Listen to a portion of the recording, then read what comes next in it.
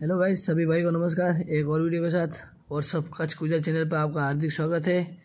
और ये बच्चे की बात करें तो बेस्ट सिंधी नस्ल का बच्चा है और बच्चा घोड़ा का चलावा देखो। अभी 14 मंथ का बच्चा हुआ है।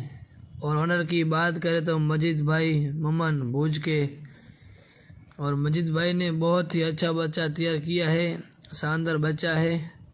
और स्पीड की बात करें तो 30 प्लस होगा बच्चा। और छोटा बच्चा सवारी कर रहा है, बहुत ही वो भी अच्छा सवार है। और दोस्तों, ये वीडियो आपको पसंद आए तो लाइक करना, और ऐसे नए वीडियो देखने के लिए हमारे यूट्यूब चैनल को लाइक कीजिए, शेयर कीजिए और सब्सक्राइब कीजिए। ये दोस्त सोनी महफिल में दोस्ती की मौज में